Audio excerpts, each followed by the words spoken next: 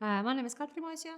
I'm from the University of Turku, Department of Teacher Education, Rauma campus, and I work there as a project expert, mainly focusing on international projects, and I've also coordinated a national project focusing on children's emotional skills. My background is actually in early childhood education, but I've kind of gradually moved up to upper secondary school students and worked with projects related to that age group. Yeah.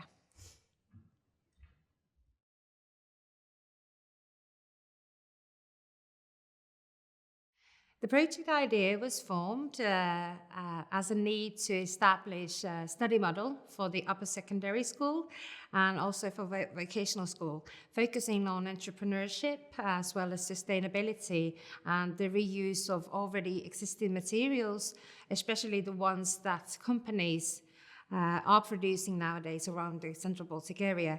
And in addition to this, there was a kind of a sequel of another Interact project called DigiYouth that had a similar idea but focusing more on digital solutions, but we wanted to give this idea a new twist, so to bring up the sustainability thinking and the circular economy education more into students' use.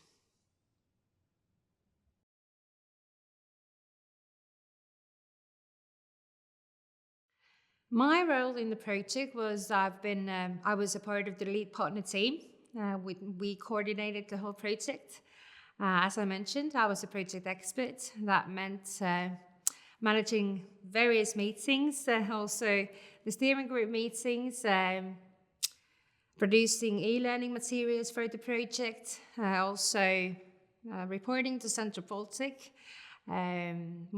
also mentored the student teams. I was a mentor, which was great fun. What else? I think I did so much, but yes, I think those were the most important aspects.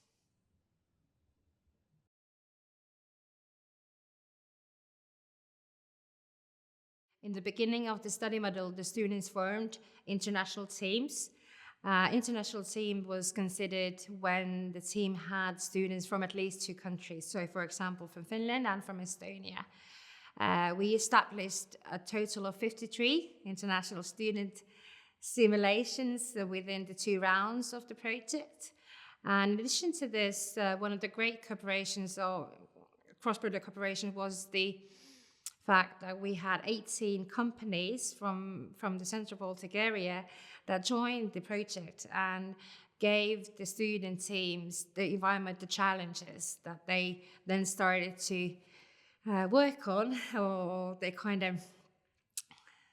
were given a task by the company, and this is our challenge as a company, please come up with an idea that solves this problem. So I think this was a great example of the cross-border cooperation as well.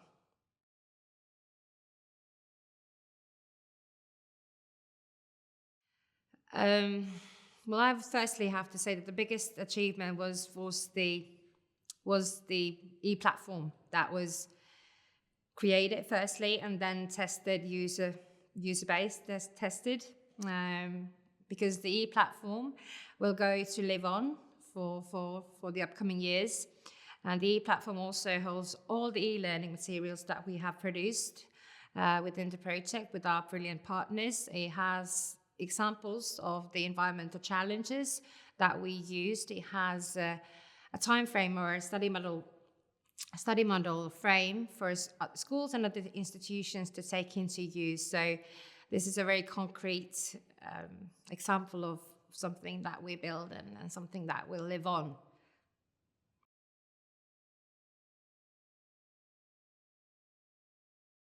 COVID had a big influence or impact into the project. We started the project early 2020, which meant that the students that came to the study model in April 2020 were completely online. They were online nationally, teachers teaching them remotely. And then I think the biggest thing was that within our project, we had 2 international events planned into the study model. And it was planned so that the student teams meet each other, because it's so much better to meet meet your teammate or the one that you're working with face to face instead of just online. So the students that started in 2020 never actually got to meet their teammates on face to face, or rather the whole study model. They were online, and yeah, I think that this caused some problems for the students' team. So we were happy then to. Let's just say that they managed great, even though never meeting each other face to face. The other thing was maybe to do with budget. We had quite a lot of travel funds that we reserved, but then in the end we couldn't use them because of COVID. But then after the budget change, we did a budget change because of this, and then we were able to relocate that money or the funds and then use them at the end of the project.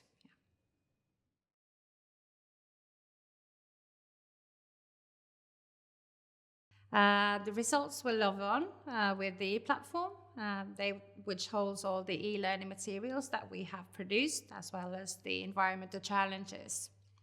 In addition to this, 2 schools from Tallinn have taken to ChangeMakers as an elective course, which they will then be implementing into their curriculum. Partners from Riga Technical University decided to translate the produced e-learning materials into Latvian, which will obviously distribute the materials even wider there. University of Turku will for sure be using the entrepreneurial materials, especially in the Department of Teacher Education and Rauma campus, because we have entrepreneurship education in all the teacher education levels. Yes.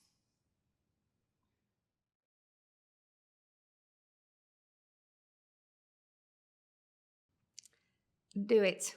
Absolutely do it. But choose your partners wisely. Do research and try to find key expertise within the partners. Then plan your budget wisely so that you can implement the budget, implement the project to the fullest extent. Firstly, come up with a good idea. Once you've done that, throw it away and come up with an even better one.